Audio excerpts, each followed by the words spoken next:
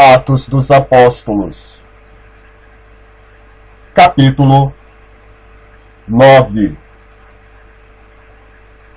E Saulo, respirando ainda ameaças e mortes contra os discípulos do Senhor, dirigiu-se ao sumo sacerdote e pediu-lhe cartas para Damasco, para as sinagogas, a fim de que, se encontrasse alguns deste caminho, quer homens, quer mulheres, os conduzisse presos a Jerusalém.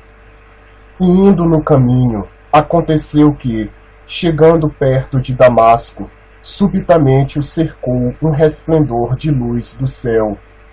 E caindo em terra, ouviu uma voz que lhe dizia: Saulo, Saulo, por que me persegues?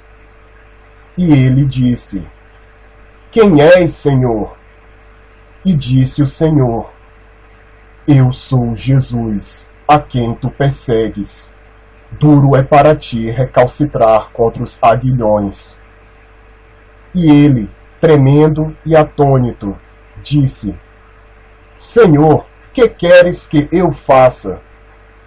E disse-lhe o Senhor: Levanta-te e entra na cidade, e lá te será dito o que te convém fazer. E os homens que iam com ele pararam espantados, ouvindo a voz, mas não vendo ninguém. E Saulo levantou-se da terra, e abrindo os olhos, não via ninguém. E guiando-o pela mão, o conduziram a Damasco. E esteve 3 dias sem ver, e não comeu, nem bebeu. E havia em Damasco um certo discípulo chamado Ananias. E disse-lhe o Senhor em visão: Ananias. E ele respondeu: Eis-me aqui, Senhor. E disse-lhe o Senhor: Levanta-te e vai à rua chamada Direita, e pergunta em casa de Judas por um homem de Tarso, chamado Saulo, pois eis que ele está orando. E numa visão ele viu que entrava um homem chamado Ananias, e punha sobre ele a mão, para que tornasse a ver.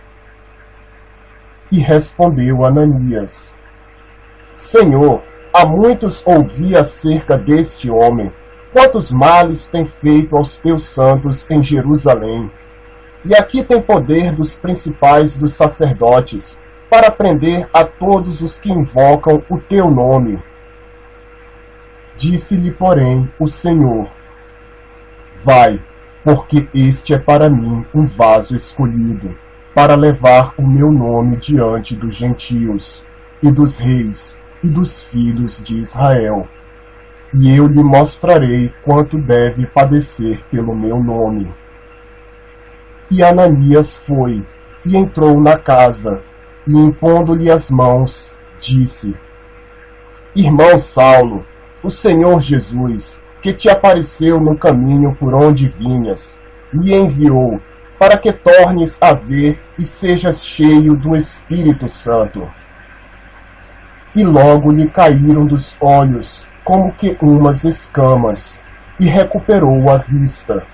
E levantando-se, foi batizado. E tendo comido, ficou confortado.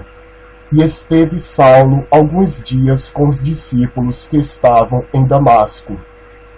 E logo nas sinagogas pregava a Cristo, que este é o Filho de Deus. E todos os que o ouviam estavam atônitos, e diziam: Não é este o que em Jerusalém perseguia os que invocavam este nome? E para isso veio aqui, para os levar presos aos principais dos sacerdotes? Saulo, porém, se esforçava muito mais, e confundia os judeus que habitavam em Damasco, provando que aquele era o Cristo. E tendo passado muitos dias, os judeus tomaram conselho entre si para o matar. Mas as suas ciladas vieram ao conhecimento de Saulo, e como eles guardavam as portas, tanto de dia como de noite, para poderem tirar-lhe a vida. Tomando-o de noite, os discípulos o desceram dentro de um cesto pelo muro. E quando Saulo chegou a Jerusalém, procurava juntar-se aos discípulos, mas todos o temiam, não crendo que fosse discípulo. Então Barnabé, tomando-o consigo, o trouxe aos apóstolos, e lhes contou como no caminho ele vira ao Senhor e lhe falara, e como em Damasco falara ousadamente no nome de Jesus. E andava com eles em Jerusalém, entrando e saindo, e falava ousadamente no nome do Senhor Jesus. Falava e disputava também contra os gregos, mas eles procuravam matá-lo. Sabendo, porém, os irmãos, o acompanharam até Cesareia e o enviaram a Tarso. Assim, pois, as igrejas em toda a Judéia e Galiléia e Samaria tinham paz e eram edificadas, e se multiplicavam, andando no temor do Senhor e consolação do Espírito Santo. E aconteceu que, passando Pedro por toda parte, veio também aos santos que habitavam em Lida, e achou ali certo homem, chamado Enéas, jazendo numa cama havia 8 anos, o qual era paralítico. E disse-lhe Pedro: Enéas, Jesus Cristo te dá saúde, levanta-te e faze a tua cama.